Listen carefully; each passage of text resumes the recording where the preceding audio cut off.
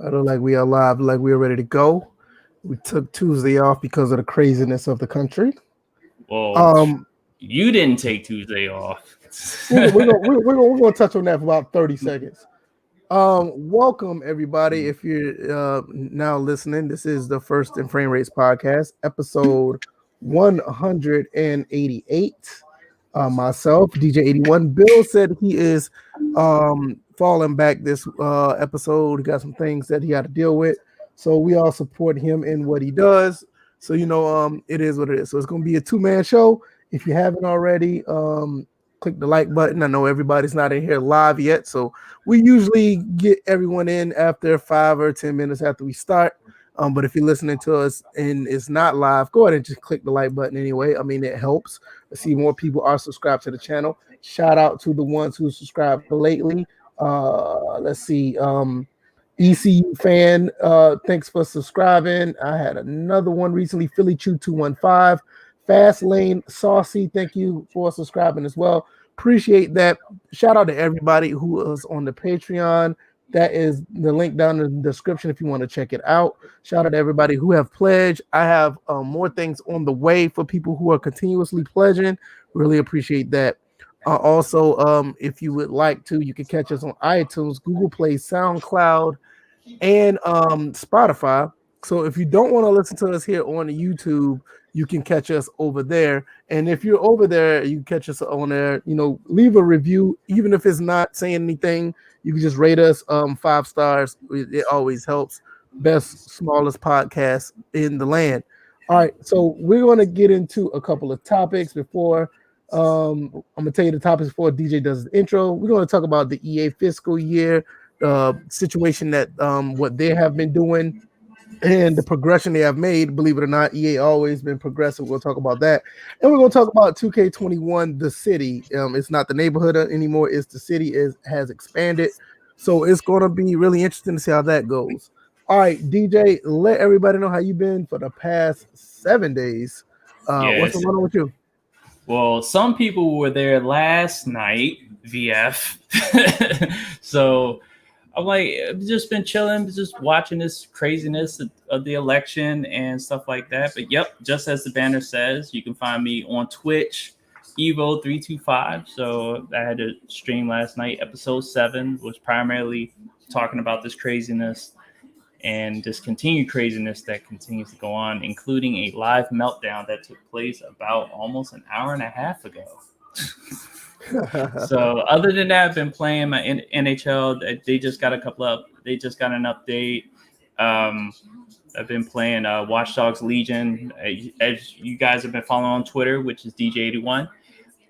Been adding on to the team. I think we're 7 strong now. So the revolution is almost a full go. I figure I get 10. I should be good. I just got to get somebody that's a medic and somebody that's on the police force so I can sneak into certain places easier.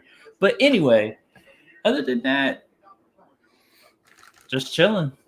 Ready for these topics in this show. All right, sounds good. Sounds good. As for me, everything's been okay. I've been playing some games. Like right now, I went through another season of NCAA 14.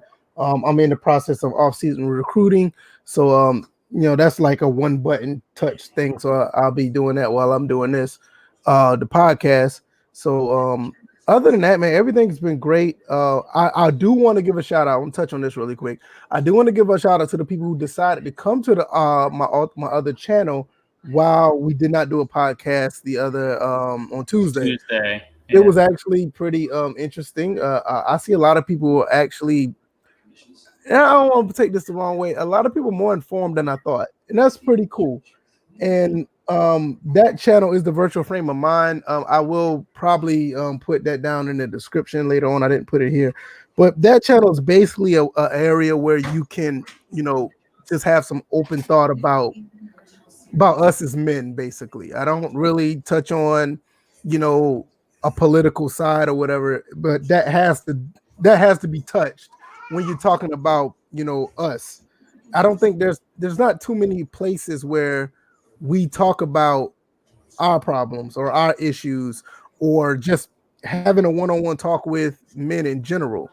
So I think that's the area, where I kind of put that out there, and for us to talk about a little bit of politics does help as well. So if you guys want to do it, just Google virtual frame of mind, or I will put that down in the description, or I could put the link down sometime later.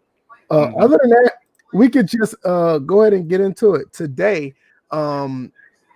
Electronic Arts put out a report of their fiscal year 21 second quarter. They talked about what has been progressing and what they plan to do next year.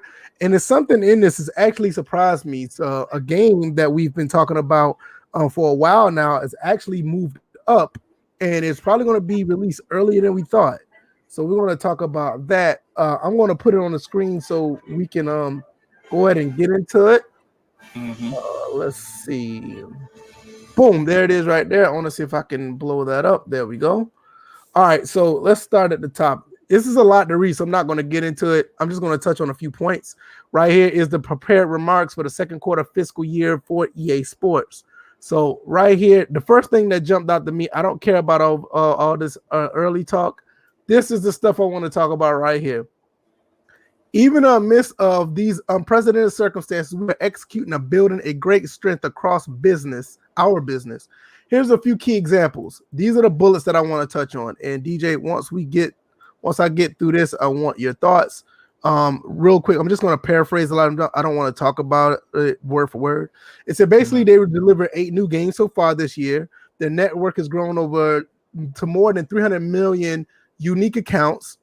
Also, EA Sports continue to be the leader in sports interactive entertainment. Madden 20 was the most successful game in franchise history last year, and now Madden 21 has nearly 30% more players year over year from launch. I'm going to say that again. Madden 20 was the most successful game in franchise history, and now Madden 21 has nearly 30% more players year over year from launch. See, that's why they don't care about making updates to franchise mode unless it's like a last second thing. Exactly. It took social media pressure for them to do that. If that never happened, more people would have probably ended up playing the game, and they would have probably thought it was all good. Our FIFA franchise is engaging more than 100 million players globally, even prior to launching FIFA 21. FIFA franchise are having the biggest calendar year ever. So that's basically saying that FIFA 20 was killing it. You know what I'm saying? So it's now with our business across.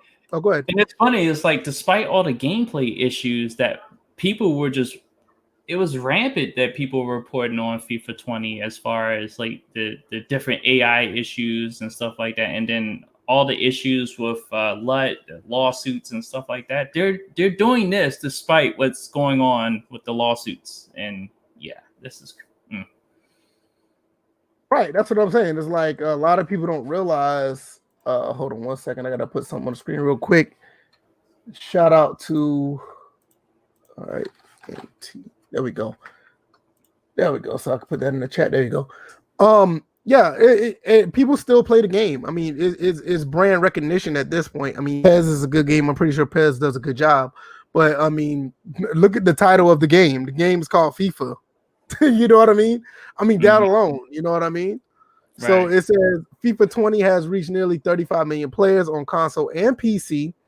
FIFA Mobile continues to perform well, and FIFA Online. In Asia, and FIFA Online in Asia broke engagement records across China and Korea. The Korea one is a big deal.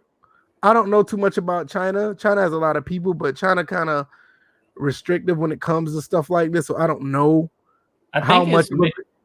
I think in just like the main city areas in China, obviously there's a lot of people that right now are pretty much they're not really on lockdown, but at that point in time, the numbers that they're reporting on, China was in lockdown, so they had no options.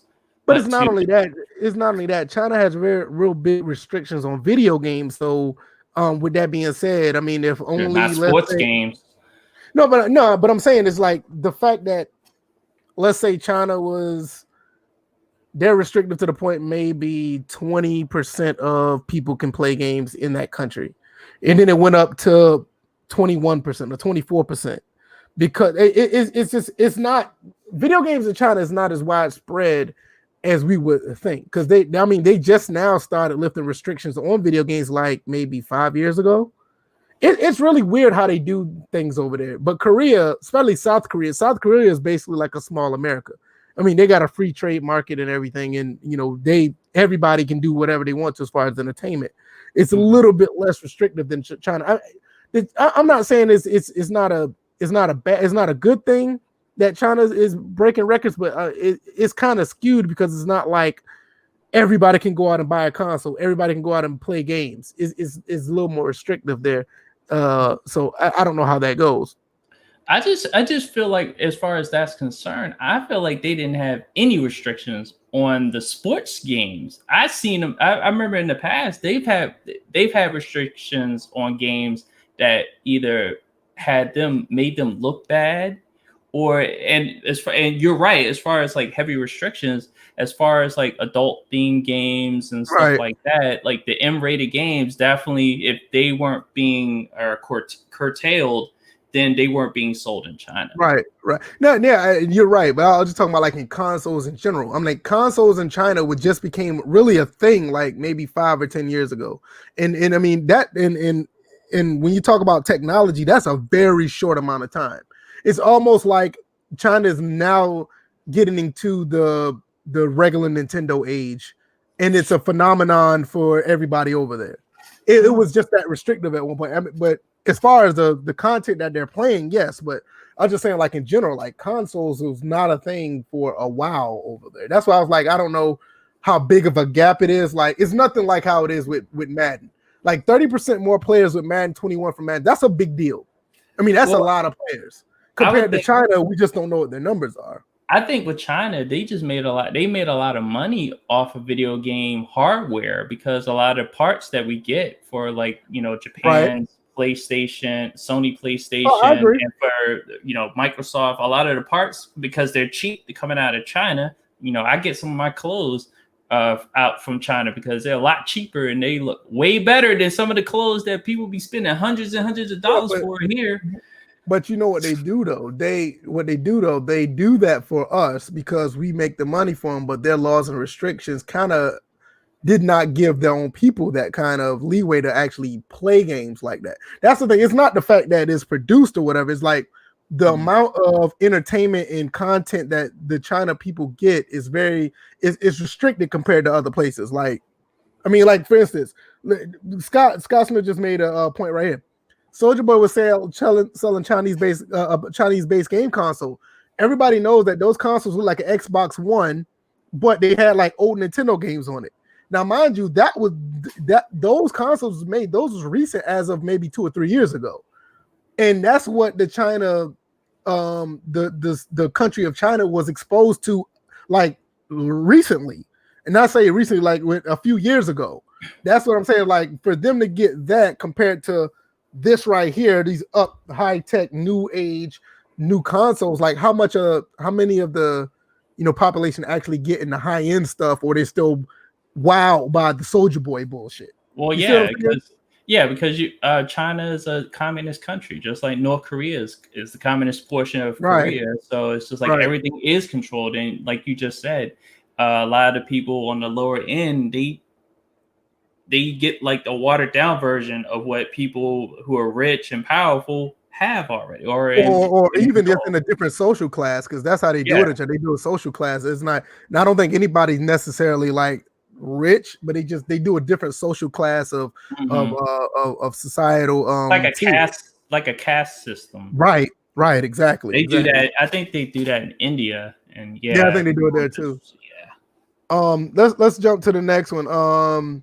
We continue to have an outstanding relationship with Disney and Lucasfilm. Yeah, after those loot boxes, I bet you do. Star Wars Squadron launched a great feedback from critics in the community. It has performed above expectation. Yeah, absolutely. If you don't put the bullshit in the game, you'll be fine. Yeah, this is clearly a special game for fans. Yeah, I wonder why. And continue to extraordinary success. We have bring games to life with this IP in school, including the Fallen Order, Galaxy of Heroes. Excellent, by the way. Yeah, Fallen Order is an excellent game. Yes, and I'm not even a Star Wars fan. I like that game.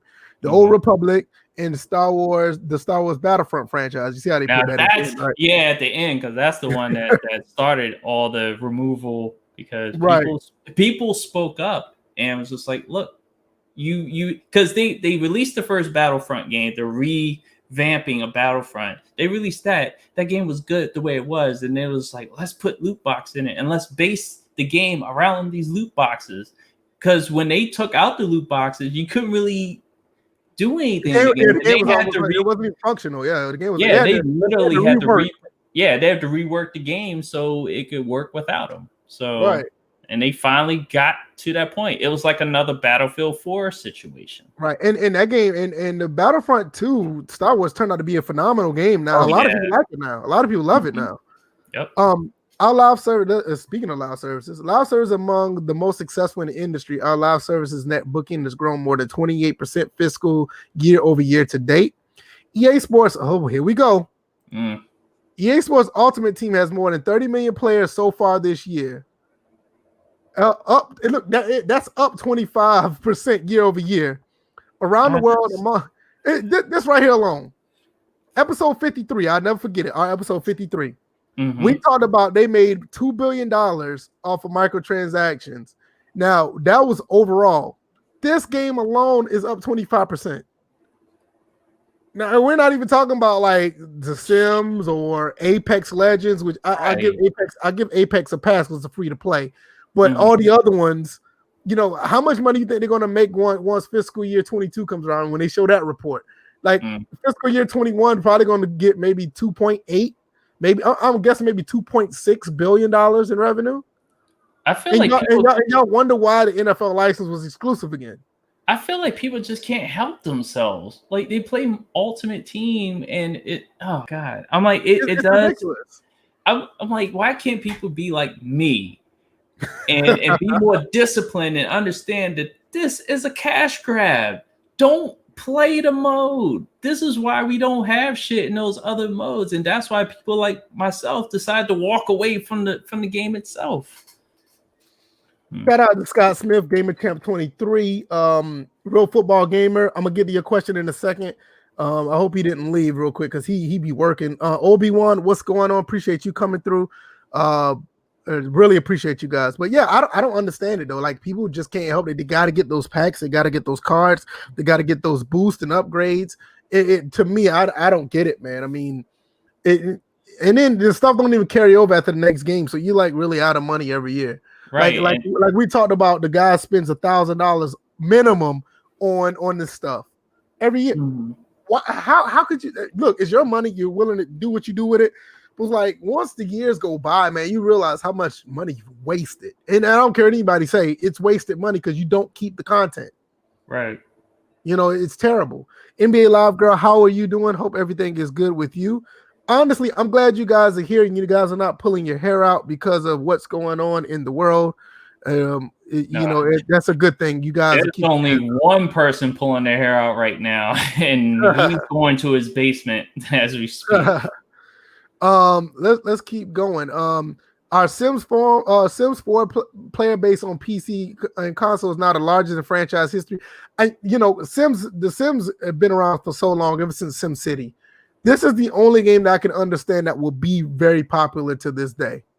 They've been around for so long. But you know what? They kind of did that whole cash grab thing when they did the little Star Wars DLC. I don't know if it was like an expansion pack or if it was just like one of those like item type add-ons, like a small add-on. But they did that. People did not like that at all. It was like, look, if you're gonna have Star Wars characters in the Sims universe, don't have them act like the Sims. They're Star Wars characters. Right, right. But of course, they can't. I don't know. But I like the game overall. I've been a Sims player for quite some time, since the very beginning. But they did destroy Maxis as a studio, and that's fucked up. Then they go on to talk about Apex Legends, which I really don't want to get into that. Apex Legends is a really good shooter.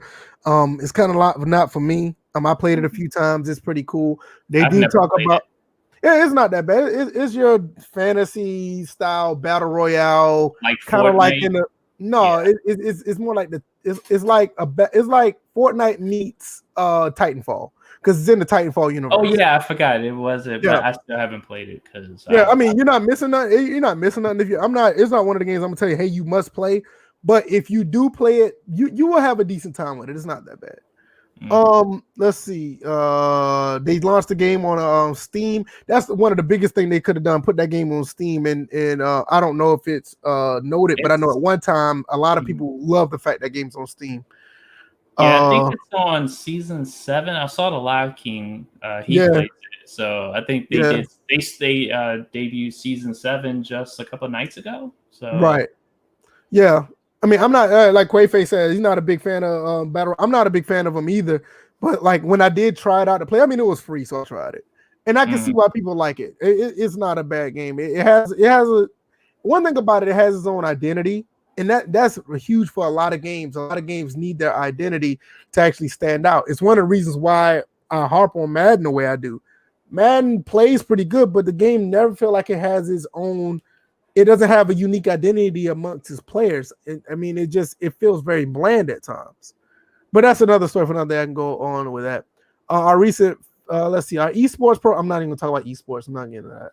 Our EA Play service is the most successful multi-platform subscription in the industry. I can believe that. With the addition to subscription of PS4 and Steam, we reach more than 6.5 million paid subscribers. EA Play is now set to go live on Microsoft Game Pass, which I'm honest, I'm low-key ready for that. In a few days, we believe that we have an opportunity to double our subscriber base over the next 12 months. I mean, EA is getting to the point where they're just going to be rolling, man. They're going to continue to roll. Yeah, I'm about to say they have already been on that track. Everything, I think, once they put everything in place, it's like checkmate, and everything is just downhill. And you know how a snowball gets on the side of a big mountain. Right. Let's see. In addition to our subscription, they launched more than 125 games on Steam. New titles like what is this? Command & Conquer Remastered, Star Wars. Yeah. Oh, people hated. Wait. Go back to Command & Conquer. No. I want to see new titles like Command & Conquer Remastered. I heard about that. Let's see. In addition to subscription, we've launched more than 125 content packs to Steam this year. New title. Yeah, because originally they did something with Command & Conquer and they made it mobile, like a mobile game, and people hated it. Yeah. So, yeah, they did. I remember that. Let's see. I want to get to the thing that I wanted to talk about. Okay, this we started the third quarter by launching 2 EA Sports games when it went live globally on October 9th.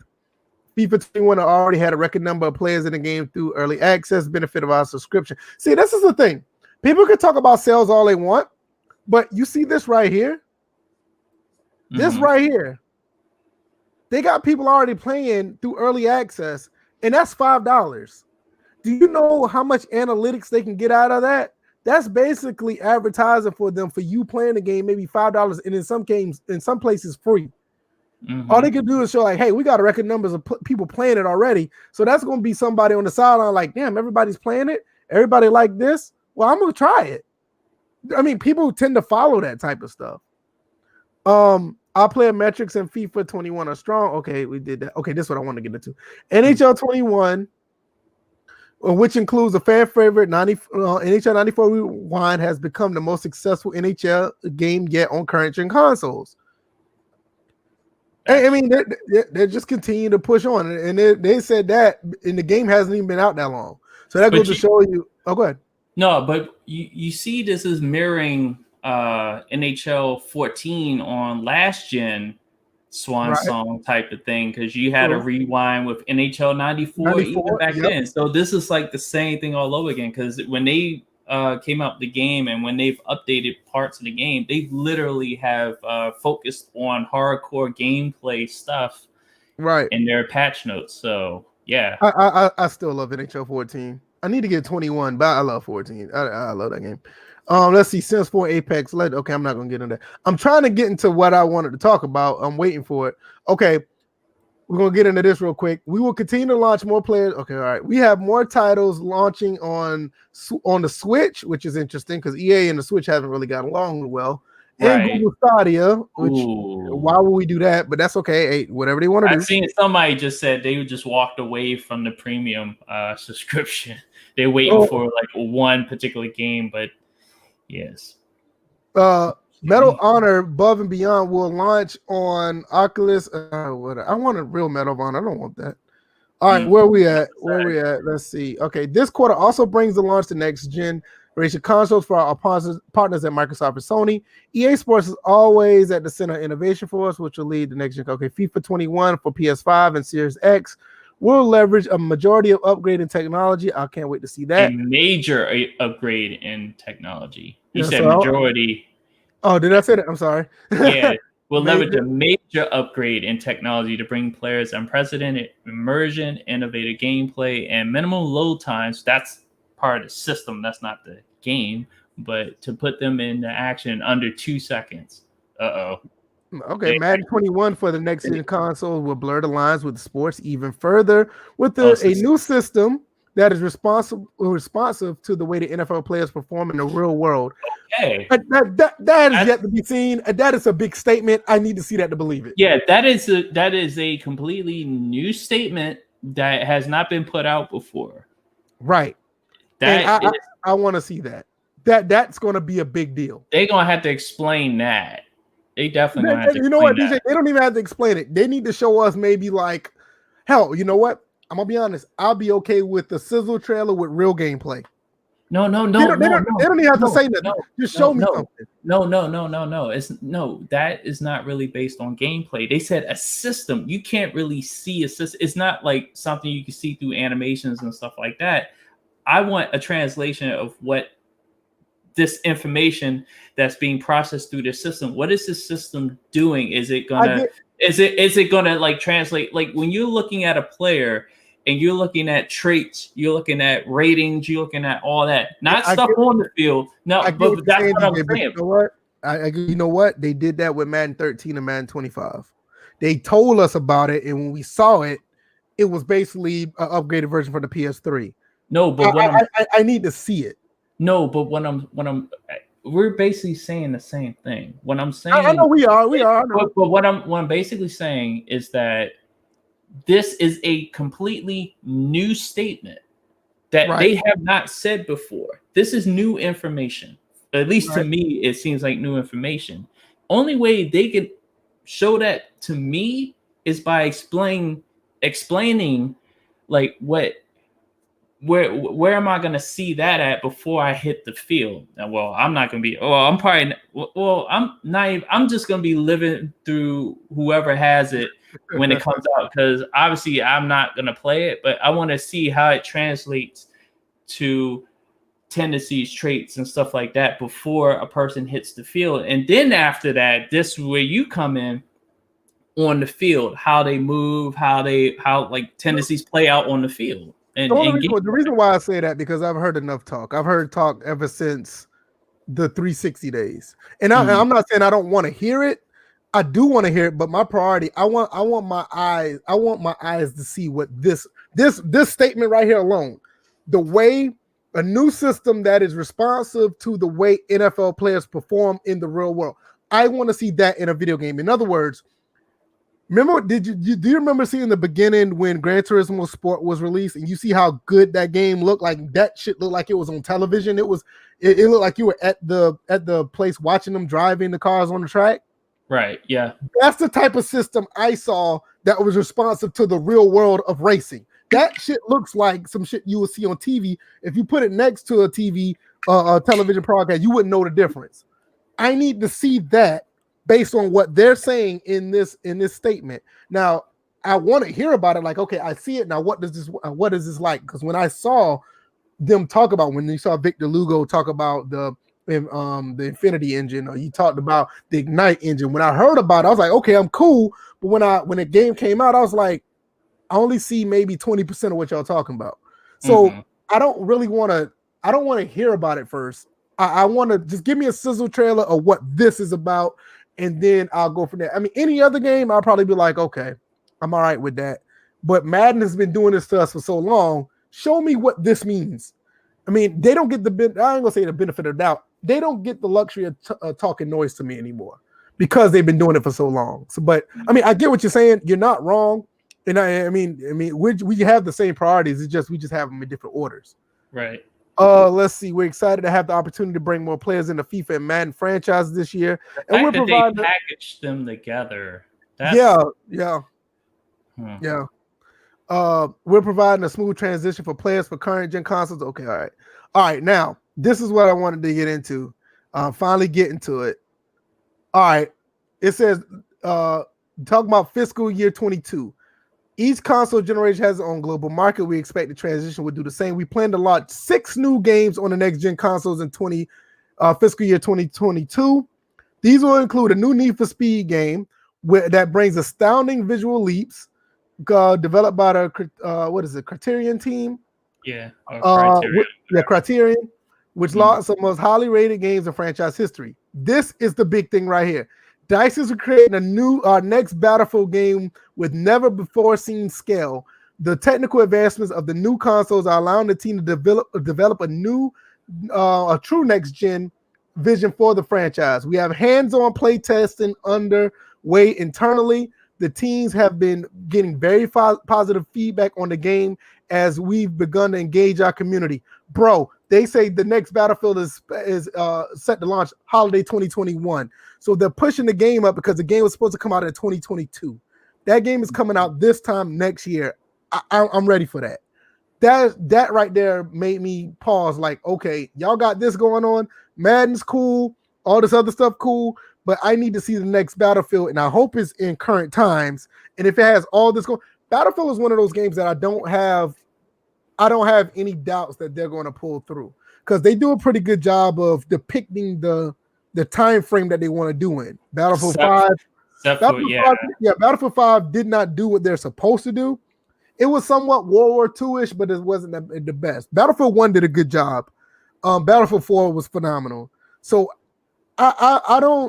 I'm not gonna say I don't give them the benefit of the doubt. I believe maybe about 80% of what they're talking about. EA DICE have done a great job with their shooters, and the fact that that's going to be earlier than expected, that's going to be great. Hopefully, it don't have any problems like Battlefield 4 did, but we'll see because it is being pushed up pretty much almost a year to 6 months earlier than they said it was because they said this game is going to come out in 2022, and maybe it will come out in 2022 because games do get delayed.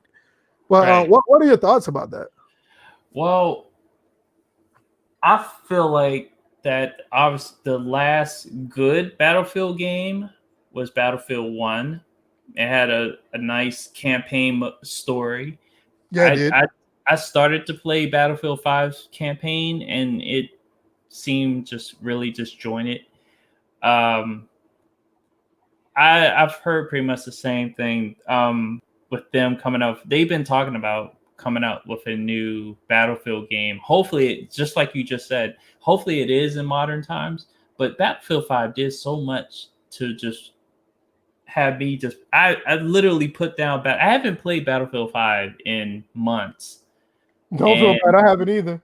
And the thing is that it literally ruined the immersion for Battlefield. Like I could see, I would like to see another game in modern times, but if they had done World War II right, like they did World War I, I wouldn't have minded if they went into Vietnam. But they've already done Vietnam. So yeah, they done it with Battlefield. Bad Company 2. Bad Company 2. Yeah, Bad Company 2. Yeah. So they didn't do a full-fledged Vietnam. Like they didn't have a campaign base. They kind of they haven't even finished the story for Bad Company 2 because we were left on a cliffhanger. We're still waiting. Hold up. Okay, that just reminded me. Y'all still haven't finished the story for Battlefield Bad Company 2. I need to see a Bad Company 3. They can push off this next Battlefield. I need Bad Company 3. I don't disagree. I'm not gonna lie. I don't disagree. But wait a minute. That should have been. Wait a minute, Bill. I mean, Bills. Yeah, I'm sorry because I see preliminary sports asking about Bills. I read that. But who's to say that it's not bad? Who's to say it's not Bad Company 3? It doesn't say. It just says the next Battlefield is set to launch. It doesn't say if it's true. Battlefield 6. That's true. But until they say so, I need to see Battlefield Bad Company 3. I'm with you. I don't disagree. I don't disagree at all. But to me, I think this is a big deal because I love Battlefield 4, and I would like to see something at least mechanically close to that.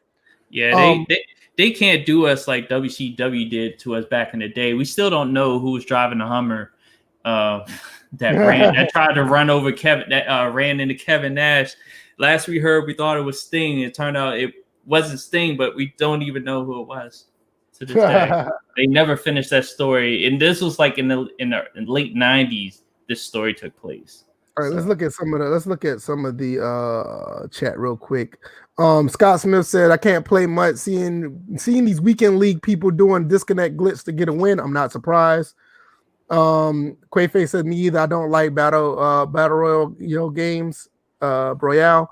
Just to respond to that, I actually do like battle royal games. It's just Fortnite I can't get with. Nah, Fortnite. My nephew loves that game. Goob says battle royales are overrated. Scott Smith said, I enjoy only BR I enjoy is Armored 2 Days mod. Yeah, that's a good one. I haven't played it too much though. Yeah, it was created by Players Unknown. Yeah, it was. Mm-hmm. Let's see. Goob also says the next Battlefield better be modern. I agree. If it's not Bad Company 3, it needs to be modern. I agree. Like I could take another Gulf War situation. I'm like, that's where like a lot of shooters were aiming at for a time, and that was the good portion of shooters. Yeah, they were good. Yeah, I agree. Complimentary Sports. Shout out to Complimentary Sports, man. Shout out to him. He said, "Where's Bill?" Bill said he's taking the night off. He's got some things he had to take care of.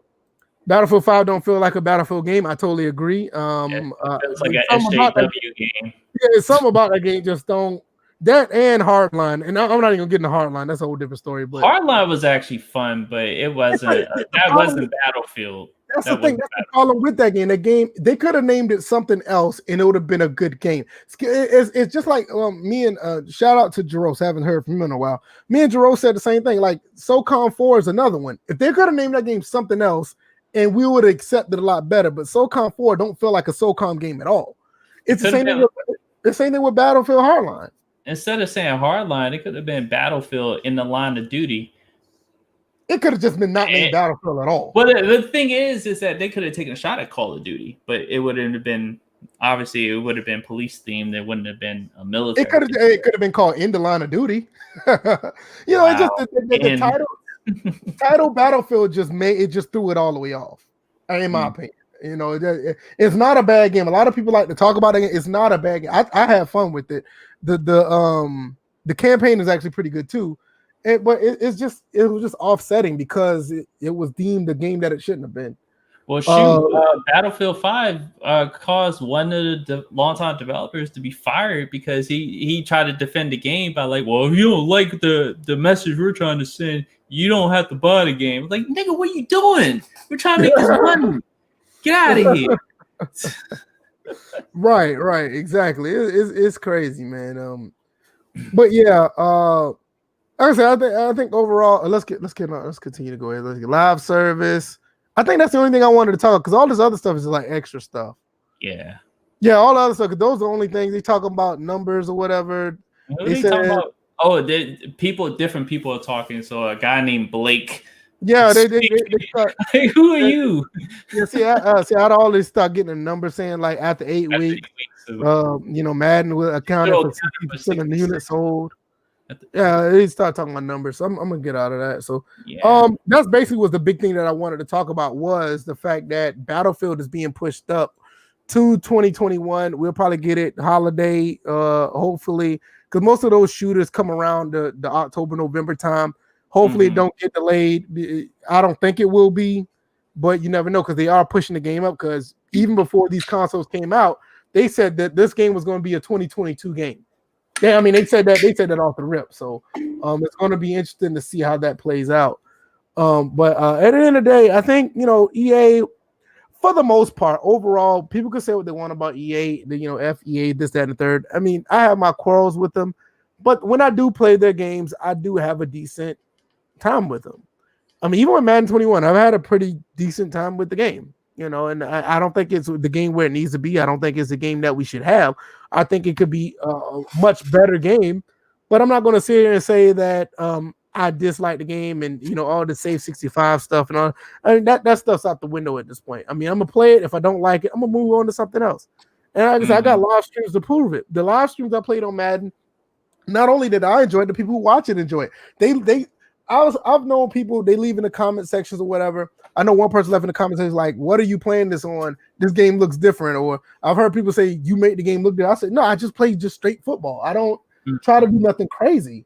And yeah, it has its moments, but the game plays out pretty well, and it's all right. They got a long ways to go, but and that's the funny thing. I had that same mentality when it comes to the hockey games. When I showcase NHL on either YouTube or Twitch, I play it straight up. I play it from what I know of the game of hockey, and understand this. Before you finish, that's how sports games are supposed to be played. But you know what I mean? Yeah, I get it. And the thing is that I don't know everything about the sport. I've never actually played the sport of hockey. That's one of my last sports I want to play before I'm not able to physically do anything with this body over here. But I think at the least bit I've ice skated, so I at least got the basics down there. So I respect them as pro athletes on skates. But it's like, from what I've watched since I was 6 years old, I tried to apply everything that I've learned in 34 years of watching the NHL. So hopefully when you guys watch the streams and stuff like that, you see a person that's constantly playing the game based on the fundamentals of hockey. I know the game itself doesn't have, there's the banner right there. I know that the game itself doesn't have everything in it, but I try to use the tools in a way that I would see the players on TV and how they use it, and also listening to things that they say. And at the same time, also listen to expert players that have been playing NHL and are competitive. Plus, they have a cool online mode. World of Chell. You can't get any better than that. Yeah, I mean, I think that's the thing. It's like, I think that's what makes us a little different from everybody else when they play these sports titles. I mean, you have a few other people, but for the most part, we try to make the games. We play the games close to the rules of the sport that we can possible, and we try to make these games that are quote unquote unplayable. We try to make them playable, and I think we get a pretty good experience out of them. And I try to show everybody, whatever game I play, I try to get the most normal, realistic experience. And for the most part, EA tries to provide that. I just think they're just dealing with old tech, especially when it comes to Madden. One thing that I noticed that they did not talk about on here for fiscal year 22, they did not talk about NBA Live. Well, let me see, fiscal year, because they're talking about. They're talking about 21, but when they started talking about 22 with Battlefield and stuff, they did not talk about NBA Live. Well, remember, it's not one of those reports. It wasn't that type of report where it's not one of like the upcoming one, right? Yeah, right. So I'm just surprised. It was just reporting what they've done so far, and then any long range forecast type ideas. I know Live would probably be, but right now I feel like they just getting their team together. Wait a minute. Wait a minute. What? Okay, what happened? We also have plans to add our core EA Sports portfolio with multiple new franchises in the year ahead. And in addition to our college esports expansion, we've just announced with IMG Learfield.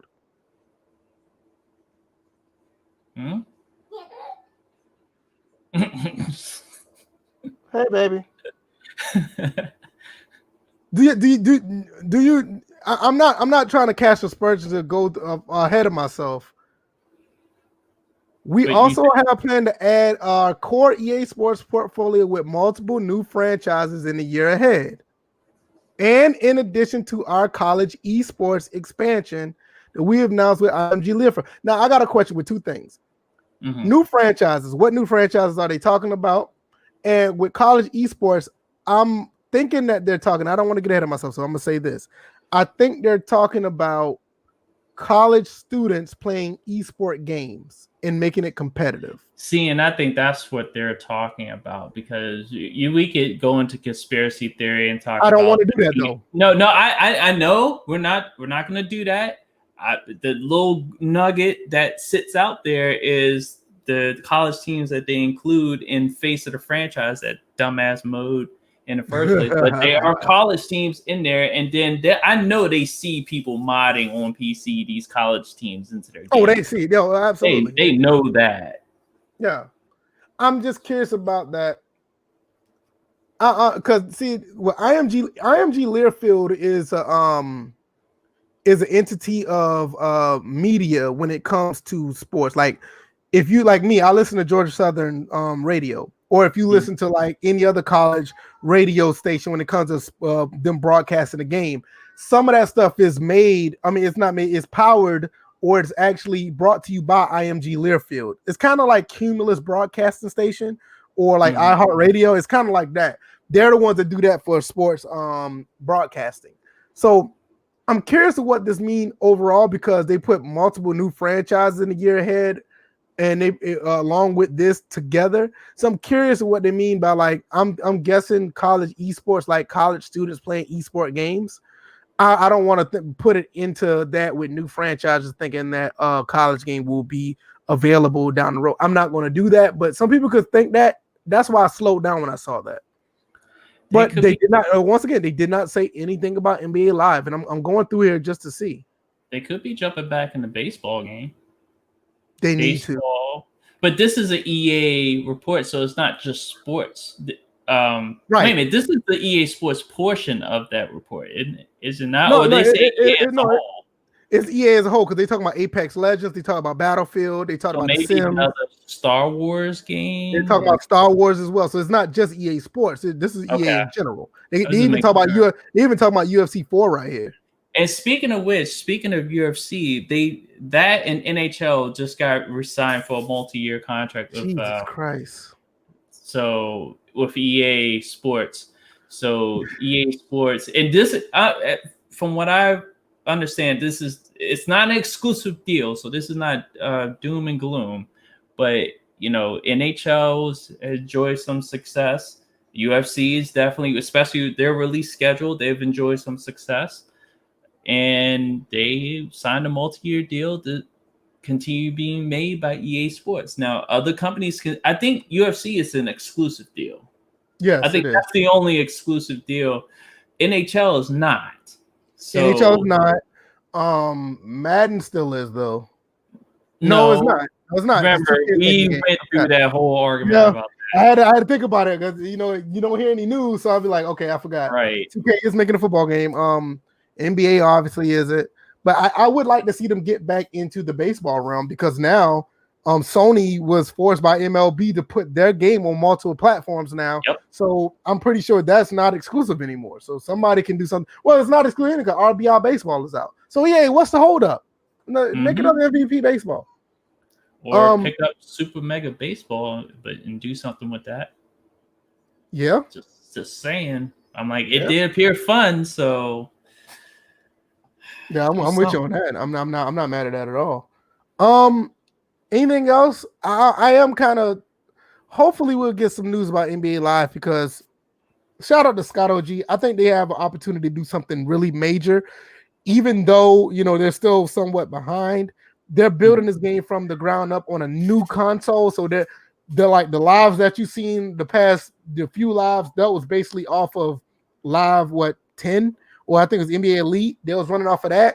So now this is going to be a whole new basketball game from the ground up. So I'm more excited about that game than any other game that's on the next gen consoles. I mean, I'm more excited about that more than I'm excited about Gran Turismo 7 or Forza 8.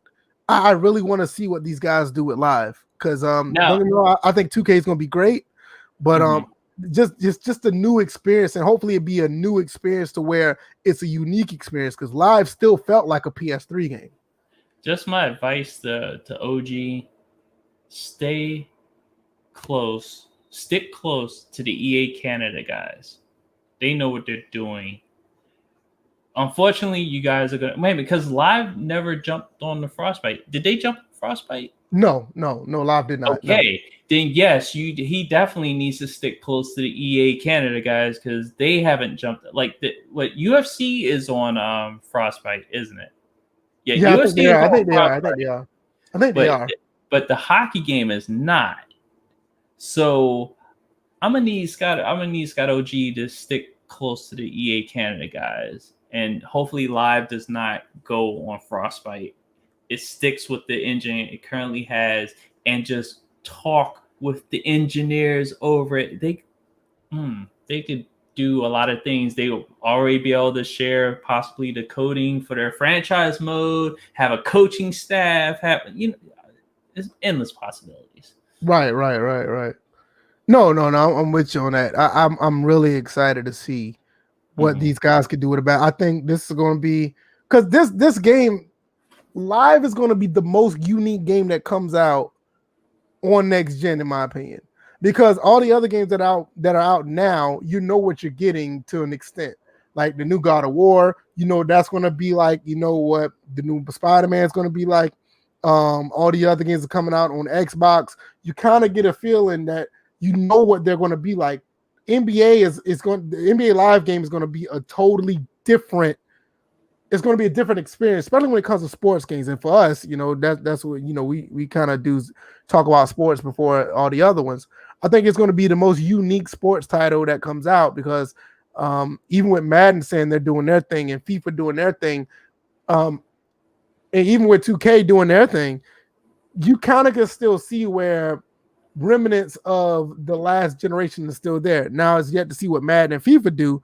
Maybe they'll be the most unique, but I feel that Live is going to be the one that's going to be the most unique, and I'm ready to see that. Speaking of basketball, let's talk about this. Shout out to G-Rob. G-Rob, appreciate you coming through. One more thing. Goob said I was so hyped before Hardline was let down. Yeah, we all were. A lot of us were. You know, me and Bills tried to make the most of it, have fun with it. The online was fun for a minute, shooting and hanging out the side of the cars and shooting. That was cool, but that trailer that they came out with initially was phenomenal, and then it turned out that way. It was terrible. People just didn't know how to play the objective in a lot of the objective-based games because a lot of people was like they were just killing each other. But it was like, no, you gotta steal the money. That's the point. That's we're on the side that's supposed to be. We're the robbers. We gotta steal the money. It's not just killing. We gotta steal. And if you guys don't mind, everybody who's here, just click the like button. It does help. Maybe it'll bring new people over because the people that you're subscribed to, they will know that you're watching this over here, and the listeners that are subscribed to the other people will know that you're over here, and you may bring new people over here, and then you guys could roast them for being late. So let's try to get that like button up. We really appreciate you guys, man. I'm on a road to 1,000 subs by the time tax time come. Hopefully that'll be the case. And also on my Twitch channel, I'm trying to get to 200. So if you guys can do that, that'll be great. If not, hey, I'm gonna still keep making the content. Let's talk about this basketball. The city. DJ, what are your thoughts? I'm gonna let you go first. NBA 2K21 has the city. The neighborhood is gone, and it looks like Grand Theft Auto basketball or Grand Theft basketball. What are your thoughts about it? Well, the neighborhood is not gone. It's evolved into the affiliations within the city. Gangs. So, yeah, your gangs are back in 2K. So we have gang. Let's see. You said Grand Theft Auto basketball. Grand Theft basketball. That's what it is. Whatever it is, we have not gang violence. We have gang affiliations back. We even have gang leaders now. Yep. Remember last time we had gang affiliations, we didn't have no leaders. Like Shakedown's a leader. He's a gang leader. Yeah. this is and check this out.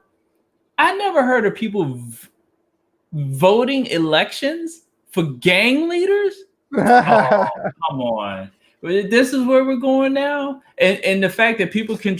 Wow, it's Deshaun Jackson in NBA 2K.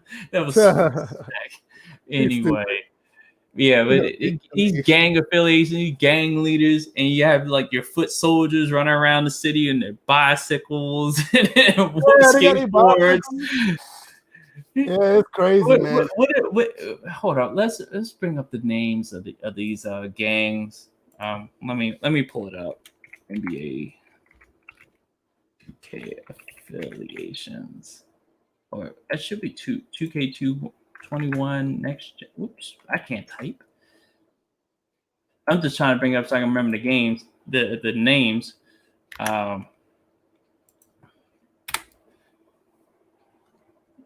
All right. Okay, there we go. So I'm bringing up the report right now. What gangs we got in here? Damn, they got boroughs. Like we're in what, Brooklyn. Really? Oh wow. Yeah. Hold on. Let me send this to you because I just pulled up the whole thing about this. Yeah, go ahead and send it to me. I'll put it up on the screen. Yeah, so that way we don't appear to wing chung this one. But yeah, so they got boroughs, which would be the neighborhoods. So that's what I'm saying. Neighborhoods evolved into under the city, so they're now boroughs. What they have? They have Rookieville, which is. Hold on, where we at? I'm trying to get. Oh, here we go. There we go. All right, there it is, right there. All right, so boroughs. As we're looking here, we're a little bit more organized now. We got some visuals. All right. So it says affiliations make their long-awaited return in NBA 2K21. Each dedicated space in the north, south. See, we are. Look at this. Sections of the city. So what? They don't have a section for 8. So each borough has its own vibe, collection of basketball courts decked out. Yeah. Let me see. Rookieville, sitting off to the water's edge, the southern side of the city lies the Rookieville docks. Rookieville is exactly what it is. If you are just getting into here, these are the courts you're going to start on, apparently. And it says, meet the requisite actions in Rookieville, and the gates of the city will open before you. So you basically got to try out before you join this gang. So if you can say Sue Woo, then we're good. So. All right, so it says the event center. Matter of fact, scroll back up to the beginning. Cause I felt like when we pulled this up, we skipped past a couple, or we can just go right. Nah, this is the beginning right here. Yeah, just go back to where we were. But right there, I'm like, because I was really just trying to get to the event center right there. Yeah, so you have the event center. So basically, just like any event center in real life, there's stuff that goes on, tournaments. It looks pretty good. I'm like graphically for it next gen, basically for it to evolve into the city. Now you just have more people to deal with. They're saying like hundreds and hundreds of people are going to be like littered on servers, which I don't know. That's crazy. I don't know. They haven't figured out their servers yet. So I don't know. You better have. I tell you what. If you're you better be wired. It can't be Wi-Fi. Your guess good as mine. I haven't been on the servers at all in a while, so I have no idea. So and then I guess it doesn't matter what affiliations you're a part of. Once you go into here, you can pretty much either you can play against each other from within, or you can jump on teams without worrying about affiliations or whatnot. But let's scroll down to the teams, the names that not teams, gangs. These gangs. Oh, the gangs. Yeah, the gang. Where are they? It should be down there. Let me go. Yeah, this is pretty bigger than I thought. Okay. Yeah, because they got to show up. Like, all right, so you have the North Side Knights. Yay. We got the Vipers. Got the Beasts of the East. You see the little claws come out. See, this is their gang sign, the claws. And then the Wildcats. So this is the North Side Knights. Yeah, the North Side Knights. And this one is the Vipers. Yeah, you notice that the North Side Knights avoided anything white in their coloring. Just saying. Yeah, there's the Beasts of the East. I actually like that. That is pretty dope. I like that. Let me see if I can pull that up. And I'm gonna see which one Shakedown is a part of. He's the mayor. I kind of like that. I like that. That mascot, that Beast mascot. That's kind of dope. Mm-hmm. Hey, look at this dude. He must be playing. He must be in Metal Gear Solid. You got the exclamation point right there.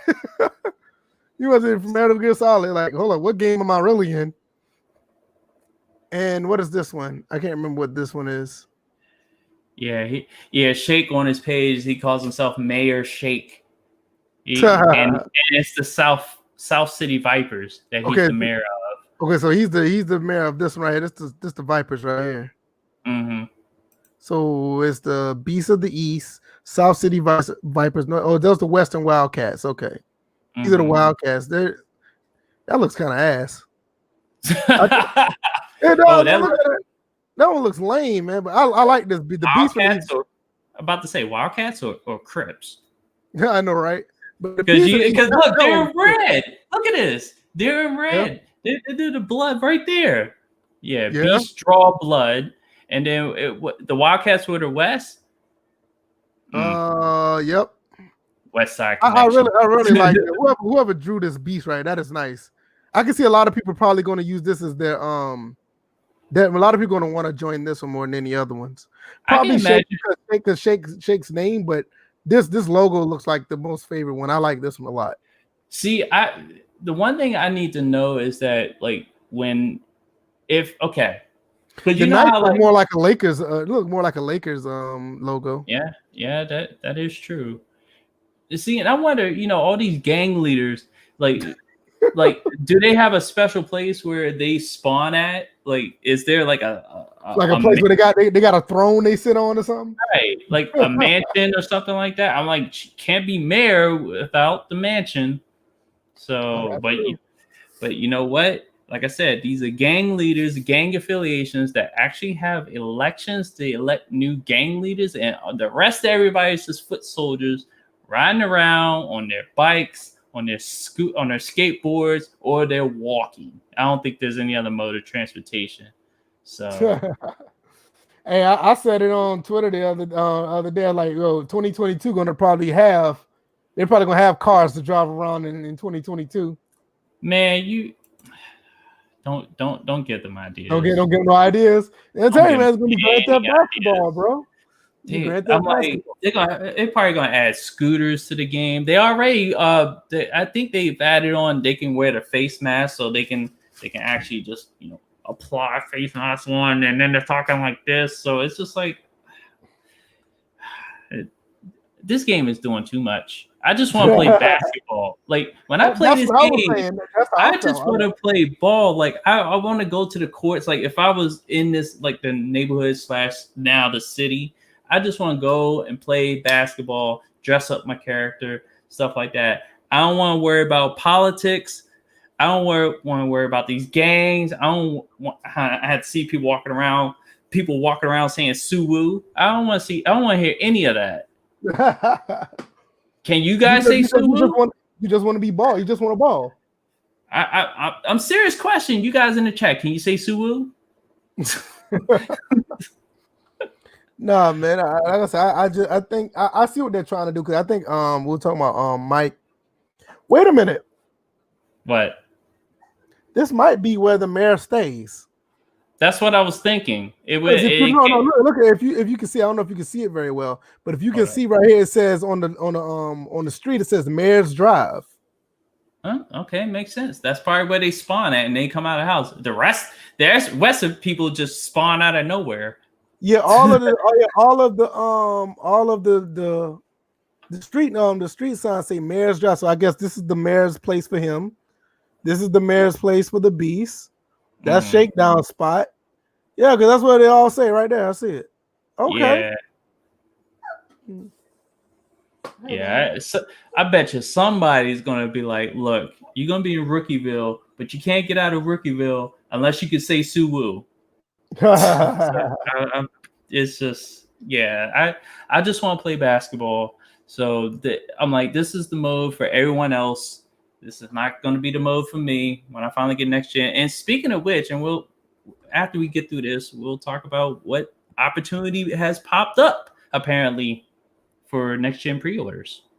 Right. I mean, I don't have anything else to add. So if you want to jump on that, we can do that now. You know, what I mean, 'cause I just think I think the city is a pretty good concept, and I think I know what I want to say. The thing with Mike Wang wanted to. They were talking about doing things unique, doing things different because the games are always new. So that's why you see all this addition to the game, like the city, and then people with bikes. And watch next year, you might see people drive around in cars.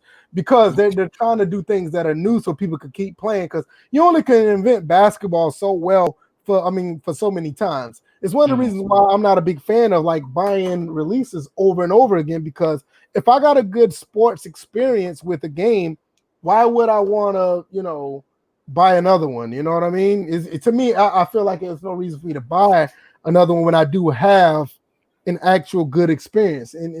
And I know you said this before, you would like for them to come out every 2 years. So I mean, I don't know. So let's we can get into it now, DJ. Let's talk about what you wanted to talk about. Okay, so and I know Raiders just said that speaking of pre-orders, Amazon has confirmed PS5 orders today. Check your account. Yep. See, but the thing is, those are the people that have already secured their pre-orders. What I'm talking about is people being able to secure a pre-order, because Sony came out in their blog and they said that as of the rest of this year, there will be no in-store sales of their consoles. You cannot go to none of the stores and buy a PS5. No stores to get a PS5. All Everything's sales gonna be online. Yeah, everything's gonna be online, and Walmart in particular is going to have 4 slots. It's going to be 12 p.m. on November 12th. It's going to be 12 p.m., 3 p.m., 6 p.m., and 9 p.m. that are the time drops to be able to try to secure your pre-order. So get your fingers ready, get your bots ready. It's about to be Hunger Games at Walmart. And I think some other stores are going to start releasing their time slots too. So Best Buy. Yeah, you got a couple other ones. Yeah. They're gonna do the same thing, but as of right now, Sony is like, no, don't camp out, no nothing, because next gen is next week. So I mean, it's right around the corner. Next Tuesday, we'll be doing an episode about it. While we're doing the next episode, next gen will officially be here. But here's the thing: we did see some previews of people playing the Series X. I'm like, they're big YouTubers, but they were playing their games on the Series X. And I was watching a couple. Shout out to Center Strain 01. He's the stealth action gamer that I've watched for I would say now 10 years. God, it's been so long. I watched him for so long because Splinter Cell was like the main part of his channel, and I love Splinter Cell and games like that. But he was playing the Series X on his channel earlier. He was live streaming it. So that tells me a couple of things. And Bills, if you're listening, that's a good sign, because he was but here's the thing. I think he was streaming from a capture card. Okay. But if I don't know if anyone was streaming straight off their console, because I know that was an issue. Streaming to YouTube straight off the console. You needed a capture card. Yeah, I was about to think about that. Now, you think they can do that now? They might. I think it might be some type of restriction. I may have to hold, because I did notice that when he was the active switch between games, because that's another feature that Xbox. It's just the Xbox that has that feature. It's not PlayStation doesn't have that active switch feature or whatever. No, I don't think so. No, they don't. He was showcasing that during his live stream, and when he switched, it automatically went into that. We don't have a video feed, so that's how I knew he was capturing. He was on a capture card. Yeah, he was on a capture card. Yeah, that was a telltale sign. But yeah, I was wondering, because I don't know if they can do that, because it may not be, the console itself may not be completely online yet because they're not released. That's probably why he wasn't able to do it. But the thing was, he was able to switch between games. Remember, it was just. I'm talking about using the capture feature from the console. Oh yeah, that was true. That's what I'm saying. That is true. The console may not be online completely yet. It's probably one of the features he couldn't use yet. Yeah, because another thing that came out about the PlayStation 5 is that to expand the SSD, then that slot is not going to be available out the jump. Oh. And that was actually something that was known back in May of this year. There was a video that came out in May when I forgot who the dude was Tori was like giving a walkthrough of the PS5 or what was probably coming up. They said there was an expansion for the SSD that won't be available at launch. So people, I think, went out and bought expansions to the SSD, thinking they can just put it in right away, and they're gonna have to wait. Right. That's gonna be a patch later on. So I wonder if they're gonna come up with a slim version of the PS5. I kind of want a slim version of the PS5. I don't want the one they have. But here's the problem, though. Look at the Series S, and what memory they gave everyone to work with that. Bet you Sony would be like, well, we could offer a $299 version, slim version, but it will have less memory to work with. You know what? I'm not really too much worried about the memory per se, because long as it's expansive, you can expand it. But see, with Xbox, they use their own proprietary, thing to do so. So I don't know if they use an external hard drive. But as far as Sony, I think they said you can, because they actually released a series of videos like how you set up an account on your PS5, how you transfer your games and stuff like that. They actually said you can actually hook up your external hard drive. To store your games. The expansion is more or less, if you want to, it's more internal than external. So okay, yeah, because see, like I said, with my PS4, I have a 4 terabyte hard drive for that external, and I got this 1 terabyte right here. Since I finally, shout out to the person who gifted me the Xbox, I'm using this again because I used to use it for my old Xbox One. I'm using this again for the Xbox One. This is a 1 terabyte. It's more than enough for what I need for those two consoles.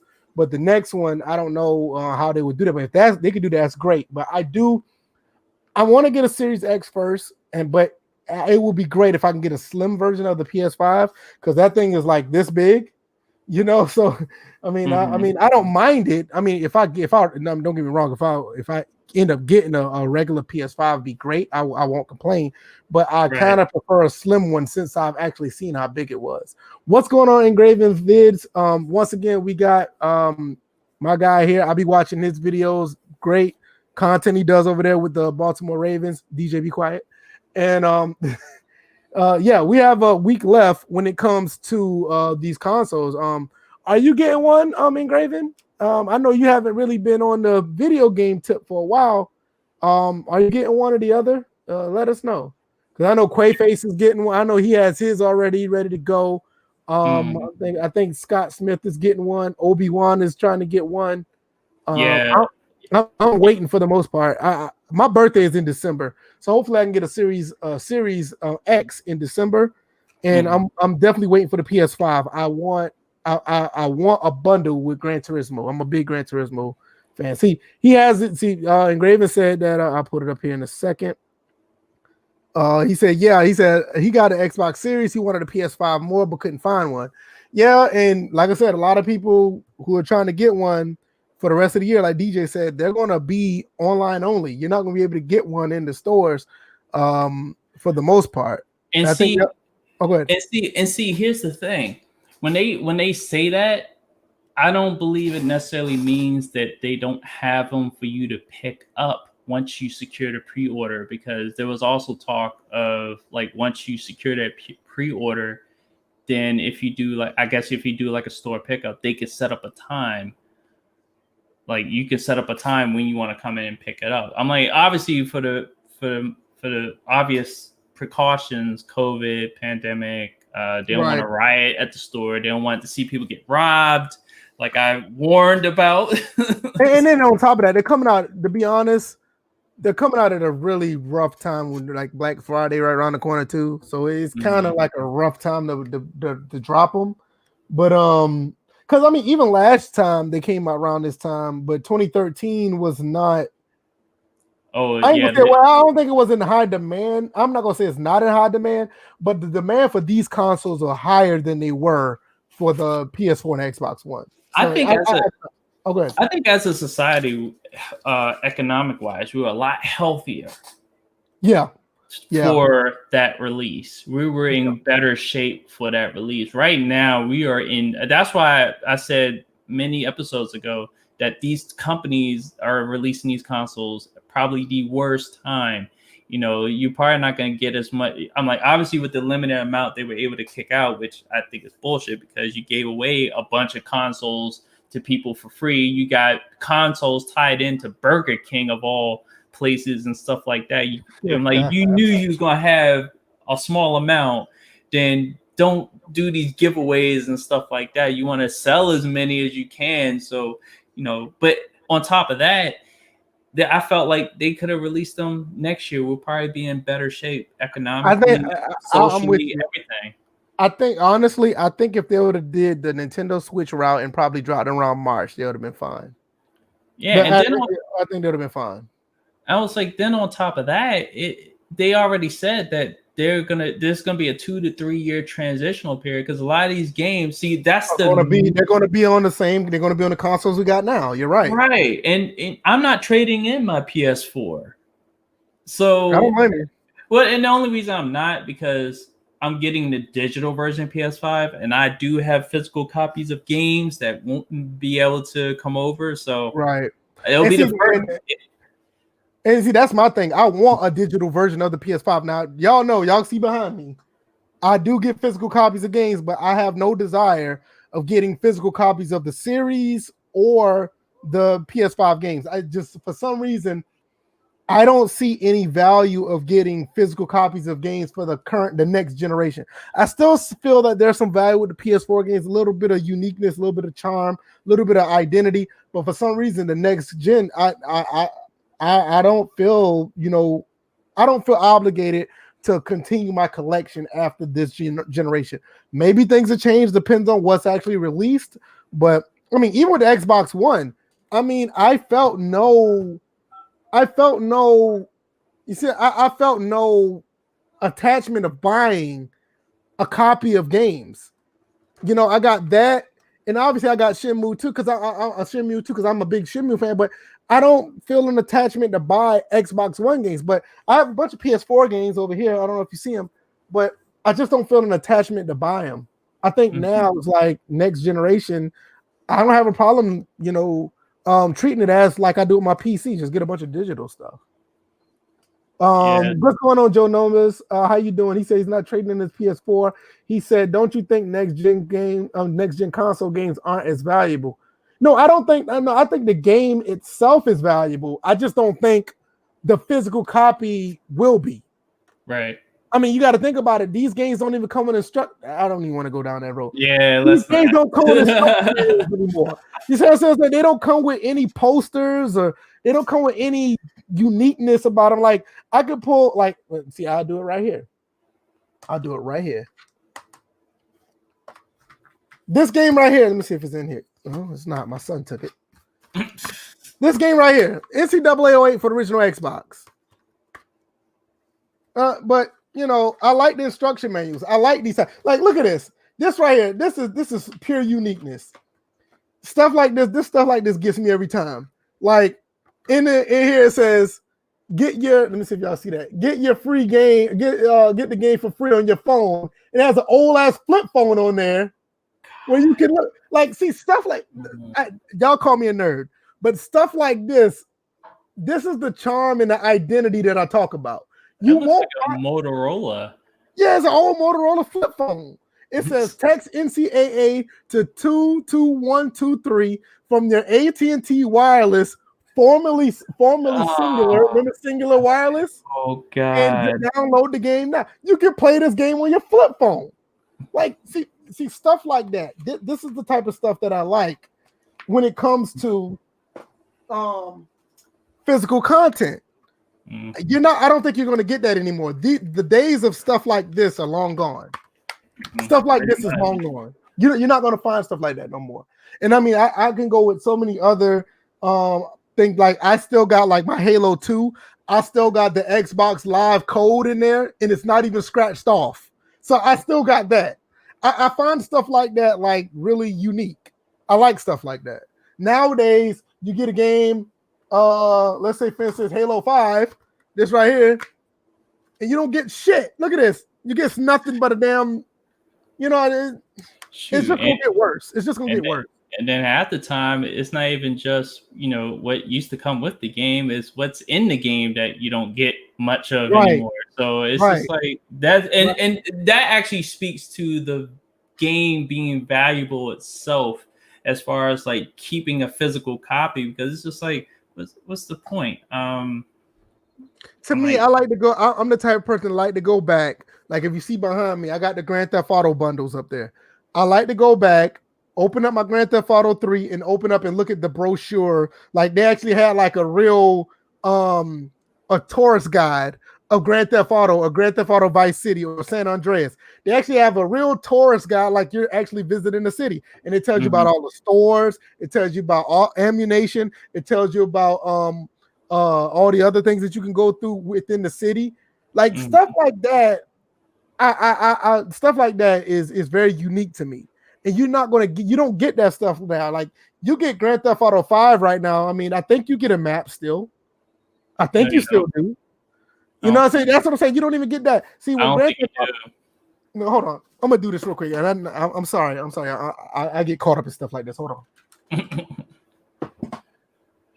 So let me read a couple of things in the chat. So it says, yeah, you're right, bro. Older games have more value than anything. I think did you already read that one? No, I didn't. I'm pulling that up now. Okay. So it says, yeah, you're right, bro. Older games have more value. Anything PS3, Xbox 360 on down. And that is true because I got the whole trilogy bundle. I got this on PS2 and original Xbox. All three of these games, you open them up. Like I took all the maps out because I had the maps are still hung up in my other game room upstairs.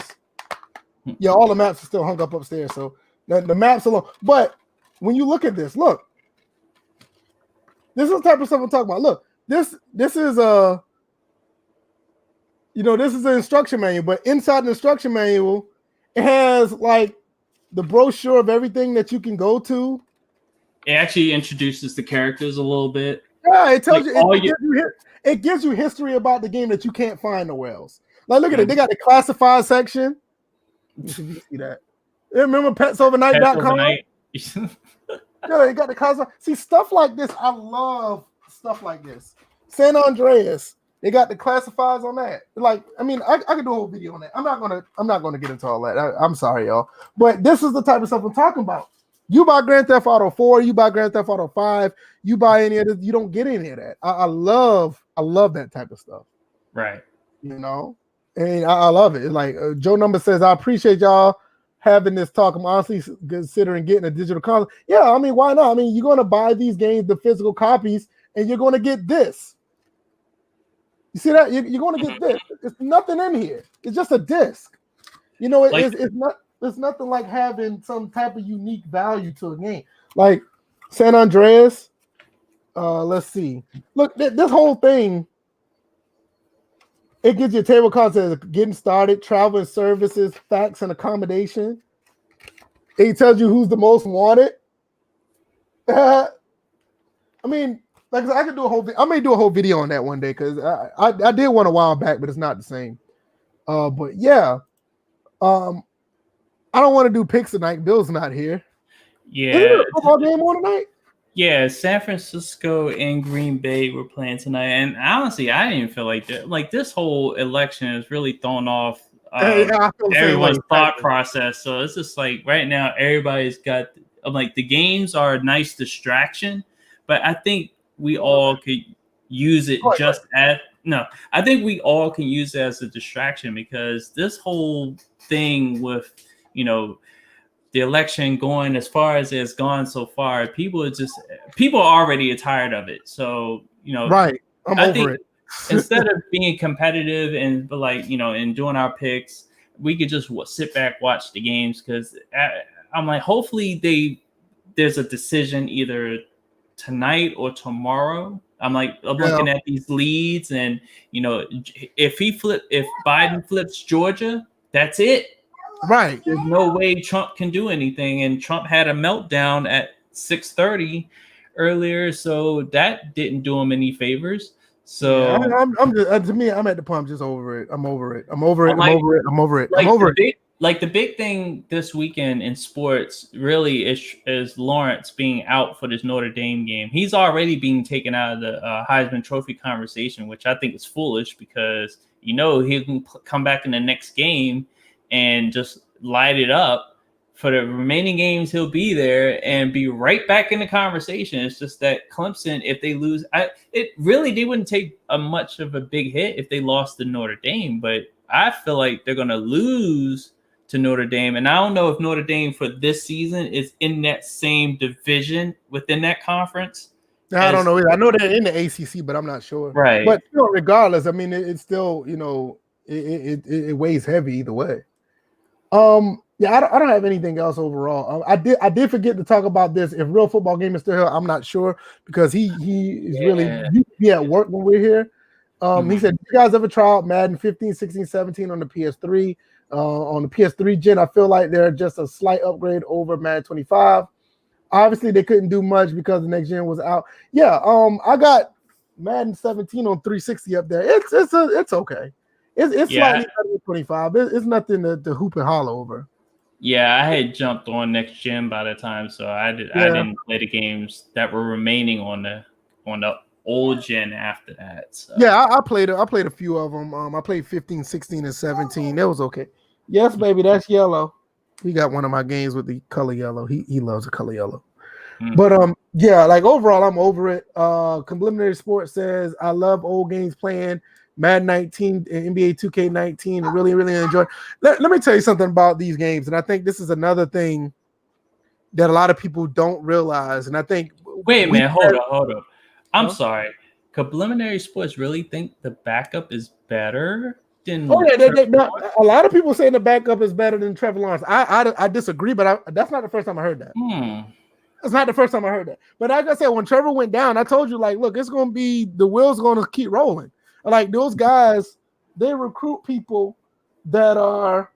Come here, son. What is that? What is that? Give me that. Oh, he's just tearing up some paper. Never mind, you good. You keep it. He was tearing up some paper. I don't know what he was doing. He was like, I'm gonna keep it anyway. Right. Yeah. No, but yeah, they said like a lot of these, like Alabama, Clemson, Georgia, even Notre Dame, they recruit guys who could start at other schools. They could be QB1 at other schools easily.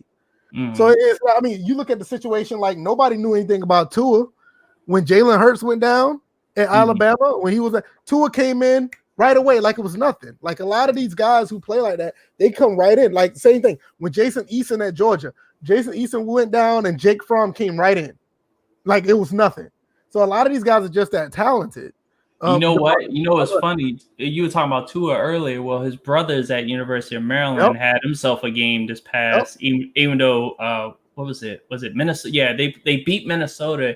The fact that they beat Minnesota, which was good, but the way they beat Minnesota was a missed extra point in overtime.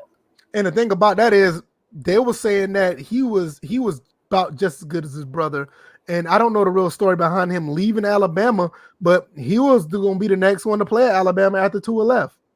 And the way they move, the way they both move, like because they literally had the same play happen to each within the same week. Tua threw it that touchdown. It was like a slant, and then his brother did the same thing. They move exactly the same. I'm telling you, man, these guys with all that talent, man. This is not a situation where you have Michael Vick and Marcus, which Michael was definitely different than Marcus, right? As far as movement and stuff like that. These two move exactly the same, so it's just mentally. Whereas obviously one's still in college. But if that one's gonna come up and play in the pros, mentally, if they're the same, they're exactly the same, then it's just like we're gonna have two of them running around the NFL. That's gonna be crazy. I think this one's right-handed though. Yeah, Tua's right. I mean, Talia, I think that's the name. Yeah, Tuluya is right-handed. He's right-handed, yeah. And just like Marcus and Michael was left and Marcus was right-handed. Same thing. But Marcus, man, what a waste. Yeah, Marcus was a knucklehead. You know? Yeah, and then he like stomp on people's knees and crotches. And give underage girls drugs and and herpes. You hear about that? I heard about all that, but that was all in this area. Like, oh man, I thought that happened once he got down to Miami. Oh, that's terrible. No, but what I'm saying is, it's like he's from the area, him and I know that. Michael. So everyone over here knew about what was going down with Marcus. Yeah. Joe Number said, "I wish my LSU Tigers learned how to recruit most." That's the only Achilles heel y'all got. LSU can get anybody, but y'all cannot get a good QB with the backup. You know, that's the only thing. And LSU can get anything else. And remember, Joe Burrow was a transfer when you got right. So, I mean, you look at all the other LSUs like Jefferson. You had Ryan Perrilloux. Perrilloux was good at one point. Though. I used to love watching that kid. Matt Malk, Matt Flynn. What's the lean drinker? What's his name? Jamarcus Russell. Jamarcus Russell. They just couldn't keep like consecutive good quarterbacks like that. They can recruit everybody else. They just couldn't get it, you know. But I don't have anything else, man. You got anything? I don't got anything. I'm just hitting refresh on this ticker to see if when Georgia turns blue. Man, they need to hurry get that shit over with. I'm tired of looking at that damn thing. Like it's the lead in Georgia is now down to like 2,500. Let's get it over with, people.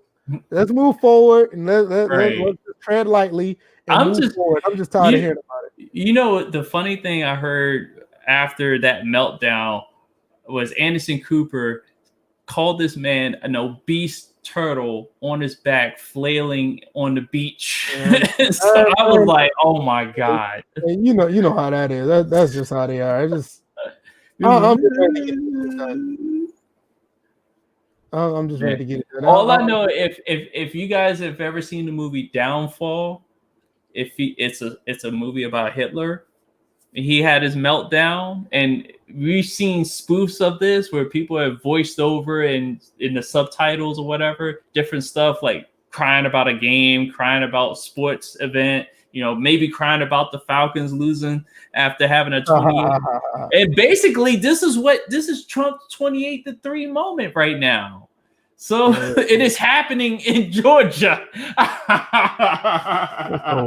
I mean, the sooner the better, because I think a lot of people just need to, you know, a lot of people have a lot of anxiety.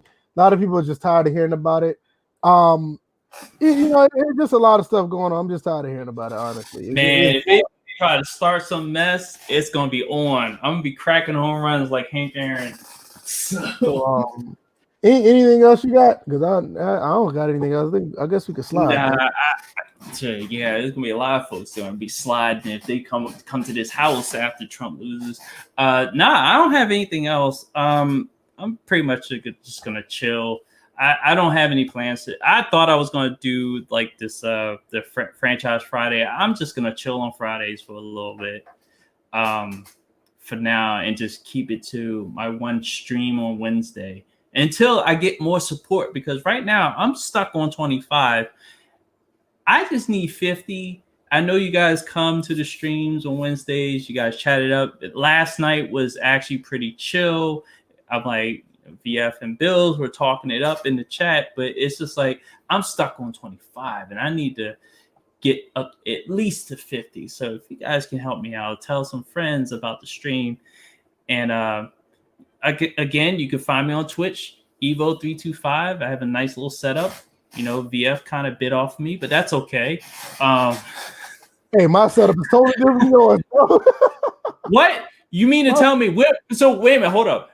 When were you playing music before you started your stream? Before you started, you would do it afterwards. But when did you start preloading your stream with music? I what a couple weeks ago, 3 weeks ago.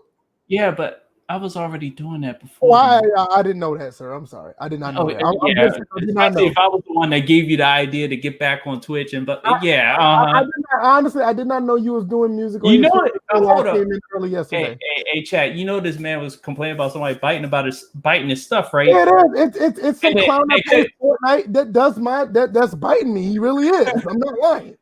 And then look what he does to me. Anyway, doing nothing. He's so silly. But no, man. As far as tomorrow, I don't plan on doing anything. Saturday, obviously, I'm gonna be streaming again. Probably try to get into. I forgot Georgia Southern plays Texas State, so I'll probably be talking about that. I may do some games.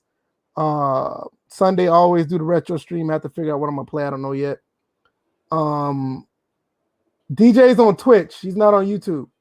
Yeah, but what I do is that I do upload the stream. I export it to YouTube, and it's under my real name, Derek Jordan. Okay. So you can go on there, and I still have plenty of archived content on there. I have it all organized according to year and what type of content. I mean, as far as like if I've done a series, like I have State of K2 series in a nice little folder. See, I was also the one that introduced VF to folders and playlists and stuff like that. So, at least when you come to my channel on YouTube, it's all organized. So if you want to go back and look through the history, starting from like maybe pre-2010, that my earliest upload was after the Super Bowl when the Giants beat the Patriots the first time, and that was definitely clickbait. My first video was clickbait on YouTube. It got like over 100,000 views off the rip. So, wow, but the thing was, it was at a house party with my aunts, and it was my cousins, but his friends, and we were just watching. I actually videotaped the catch, and then the touchdown grab and stuff like that, where everyone went crazy. Had the lone Patriots fan that was mad, but hey, it is what it is. Yeah, so you can check out his. I don't have the link to it, but it just would basically type in Derek Jordan, right? Either Derek Jordan or DJ81. You can type it in there. Easily find it that way. My logo that I just debuted just last week, and I have it all over my social media. Is you'll see it. It'll say DJ81 underneath of it. If you see a hooded figure, imagine that, a hooded figure with DJ81 underneath of it. When you search on YouTube, that's me. Right, okay. Yeah, like I said, I don't know what I'm gonna be doing. Obviously, I'll be talking about Georgia Southern. They play Texas State this week. Hopefully, we can get another W. And I gotta make sure. Do we play Texas? Oh yeah, and just so you know, that's the hooded figure right there. So if you see my sign, that's where I'm at. Yeah, let me see what we played this week. I think we played. Here we go.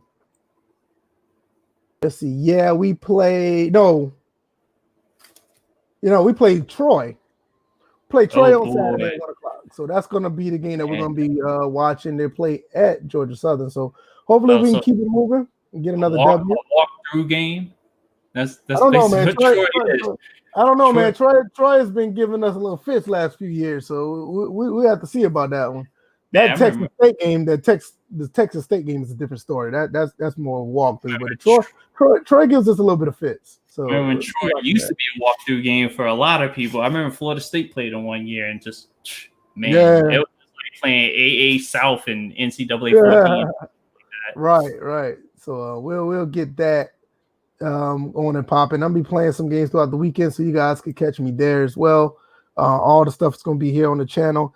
I may do another chat on the other channel that will be up and coming maybe sometime next week. I will let you guys know. Because that was pretty interesting. You're probably going to tell them, but tell them about the merch. Oh yeah, I'm about to get to that before we go. I ain't going nowhere.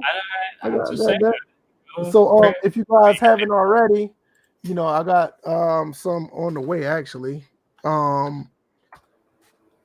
We are selling merches on teespring.com/framerate store. If you guys want to check that out, Obviously, that I feel that we have some of the best merch you can find. A few people got their merch, and they are actually they're pretty impressed with what we got here. So it's pretty cool. We got hoodies, we got shirts, we got coffee mugs, we got the face mask. So if people still want to tell you have to wear your mask, you got one to wear. If you want to get a cover for your phone, there you go. Also, we got the neck gaiter as well, and other alternate hoodies, less complaining, more gaming attire as well. So if you guys want to check all that out, you can go there and look. If you want to check that out as well, the link is also down in the description. Shout out to everybody who already got their gear so far, and everybody said they're loving it so far. Now, I no longer have a question about what's going on with the coffee mug, because when I went through and did my logo, because I'm looking at possibly having my logo on some merch, and now I completely understand why the coffee mug is the way it is. Mm-hmm. Because I'm like, you have to probably change the background, because I see where it ends. I'm just like, oh, right. What's going on? I played around with it for a little bit. That's a nice little piece of software, especially when you can preview it. Oh, yeah, exactly. It's one of my favorite hoodies right here. I like this less complaining, more gaming one. Right. I really like that. See, these what these clowns in the community be looking like complaining about. Yeah, that's what they be looking like. They're like they about to take a dump and fall over, but they don't know how to play games. You know, on first glance, the secondary figure looks like he's wearing a diaper. I know, you see that, right? It's like you look at it closely, it's like, yeah, that's a controller, but you think it's a diaper. Yeah, you gotta look at it real close. Yeah, Diaper we got them in all type of different colors, man. I mean, so if you wanna, if you want to get them, is they're all in different colors. So the more whatever you want to see them, it's all good. So. All right, we're going to roll up out of here. We will be back on Tuesday with more stuff to talk about. Next Gen will be upon us, and we'll try to get everybody's thoughts about it so far. We're going to take other people's thoughts and implement our opinion about it as well. So, see, yeah, Quaface, you got his in gray. See, there it is. Right. I don't know if it's that gray or is it that gray, but still, regardless, it's still badass. So basically, and this is what a request I have for you guys that are, if you're in the chat and you're getting the Series X, which will be on the 10th, which is a Tuesday, we'll be going live on Tuesday. If you already have Series X by then, by the time we go live, let us know and tell us your initial thoughts of it. If you've already booted it up and tried it and gave it a run for just a little bit, tell us your thoughts. We definitely would like to know. Yeah, absolutely. I totally agree. And hopefully we'll get that all together, get that content out there and get everybody's opinions, and we'll see how it goes. So once again, man. And another thing, I'm sorry, but this whole release works with our times we go live, because on Thursday the PS5 goes live. So if the ones that get the PS5, hopefully be one of us. If not, one of you guys I know already say you get the PS5. If you gave it a little run, by the time we go live, let us know about that too. Right, exactly. So I mean, we'll get into all of that then, and probably be some other extra stuff we'll talk about as well. So hope you guys enjoy the rest of your night. You guys enjoy the rest of your weekend. I'll be back with more streams throughout the weekend, so I won't be gone for too long. But if you're here for the podcast, you're waiting for the podcast, everybody who's on iTunes, SoundCloud, Google Play, Spotify, we'll be back on Tuesday. So once again, give us a good rating everywhere you see us. Even if you want to tell people about us, word of mouth help as well. And if you guys want to support us on the monetary side, all the links down in the description. $1 goes a long way.